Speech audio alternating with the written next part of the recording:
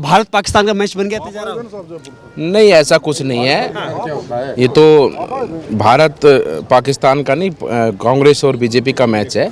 लेकिन क्या है कि कुछ बातें ऐसी थी जिसके कारण ये कहा गया, क्योंकि जिस प्रकार से कट्टरपंथी सोच के लोगों ने और भारी विदेशी ताकतें जिस प्रकार से जो कट्टरपंथी की विचारधारा की सोच रखते हैं और हमारे धर्म से, हमारी संस्कृति से, हमारे देश के विपरीत दिशा में काम करते हैं, इसलिए थोड़ा बहुत ये बयान दिया गया था। आपकी लड़ाई सनातन विरोधियों के खिलाफ है या कांग्रेस के खिलाफ है? सनातन विरोधी कांग्रेस ही तो है। कांग्रेस ने कौन सा सनातन धर्म के पक्ष में काम किया बताइए, एक भी उदाहरण दीजिएगा। हमेशा तुष्टीकरण की राजनीति करना, और अगर कांग्रेस सनातन धर्म की प्रेमी होती तो वो पूरे देश के सभी लोगों के साथ में प्रेम करती। लेकिन एक पक्ष को जिस प्रकार से उन्होंने अपनी सुख सुविधाएं दी, और दूसरे पक्ष जो हिंदू पक्ष है उसमें आप राजस्थान की सरकार को देख ली किस प्रकार से उसने फतवे जारी करे, धार्मिक यात्राओं के प्रतिबंध लगाना हो, चाहे को गवर्नमेंट की तरफ से दिया जाने वाला मुआवजे की बात हो। कन्हैया की मृत्यु होती तो उसको 5 लाख रुपये भी नहीं मिलते हैं, और रोड एक्सीडेंट में कोई व्यक्ति मारा जाता है, कोई गो तस्कर कोई बाहर से किसी कोई उसका मर्डर कर देता है तो उसको 25 और 50 लाख दिए जाते हैं। तो ये तो दिख रहा है ना साफ। महाराज जी, क्या तिजारा का जो चुनाव है क्या वास्तव में भारत पाकिस्तान का मैच बन गया है? नहीं जी, भारत पाकिस्तान का मैच नहीं, बच्चा बच्चा चुनाव लड़ रहा है तिजारा का, बच्चा बच्चा बालकनाथ महाराज के साथ। जितना भी है ना हिंदू, वो तो क्या है, कुछ जो वैसे असामाजिक तत्व है ना वो फैलाते हैं ऐसी बातें। ये महाराज तो सबके साझा का है, हिंदू मुस्लिम सबको साथ लेके चलेगा। बहुत अच्छा महाराज, योगी के पद चिन्हों पर चलता है, जैसे योगी आदित्यनाथ चलते हैं ना ऐसे चलते हैं। उन्हीं का जो गुरु हैं दोनों के एक ही माने जाते हैं, गोरखनाथ के ही दोनों शिष्य हैं। लेकिन क्या लगता है कि अब राजस्थान को भी योगी जैसे सीएम की जरूरत है? बहुत ज़्यादा ज़रूरत है जी, बहुत ही ज़्यादा ज़रूरत है। राजस्थान में देखो, अभी आपने देखा एक उसका बेचारे का गला देते हैं, किसी की बहन बेटी को छेड़ते हैं, किसी के साथ बहुत बुरा हो रहा है राजस्थान में। बहन बेटी 5 साल इतनी दुखी रही हैं कि उनका परमात्मा ही रखवाड़ा है। तो इसलिए ना, जैसा यूपी का योगी है ना, ऐसे योगी की यहाँ जरूरत है। लेकिन लड़ाई किसके ऊपर? क्या जो सनातन का विरोध करेगा इस बात की है, या जो भ्रष्टाचारी है इस बात की लड़ाई है? नहीं, दोनों की लड़ाई है। जो भ्रष्टाचारी उसकी भी है, जो सनातन का विरोध करेगा। सनातन तो बहुत पहले से हमारे इसमें भारत में जो है सनातनी रहते हैं।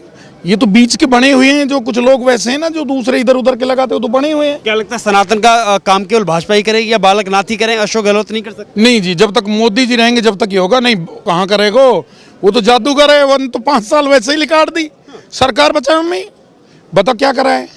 5 साल में कुछ नहीं किया? नहीं, कुछ भी नहीं किया। यहाँ तो कुछ हुआ नहीं, हमने तो देखा नहीं। तिजारा तहसील में कोई काम हुआ तो बताओ? हाँ, कागजों में तो खूब हुआ है, वैसे नहीं हुआ। धरातल पे कोई काम नहीं हुआ। युवाओं के लिए, किसानों के लिए, महिलाओं के लिए खूब काम नहीं, कुछ नहीं हुआ धरातल पे, कुछ भी नहीं हुआ, कुछ भी नहीं। यही सच्चाई है? यही सच्चाई है। किसी से भी पता कर लो जी, यहाँ हजारों लोग हैं, इनसे किसी से भी पता कर लो। सामने इमरान खान है, इधर बाबा बालकनाथ है। टक्कर में भी नहीं है जी इमरान खान, बहुत पीछे है। बाबा बालकनाथ बहुत आगे। तो तिजारों को क्या चाहिए? तिजारा को बाबा बालकनाथ चाहिए, और भारतीय जनता पार्टी की सरकार चाहिए, और सेंटर में नरेंद्र मोदी चाहिए। और बताओ क्यों चाहिए? गहलोत ये कह रहे हैं इस बार इतिहास बनने वाला है और रिपीट होकर के कांग्रेस आ रही है। देखो जी, गहलोत की तो थोड़ी किस्मत ठीक है कि वो चल पड़ा, वरना हम तो अब बीच में लटका देते। पर अब बात ये है कि आगे तो उसके सपने ही कभी पूरे नहीं होंगे। और अगर इस देश के एक एक नागरिक को, हर कौम के लोगों को जागरूक होना पड़ेगा, और अगर अपने देश को विश्व के पहले पट पे अगर पहुंचाना है तो नरेंद्र मोदी जी के नेतृत्व में कमल के फूल को ही खिलाना पड़ेगा।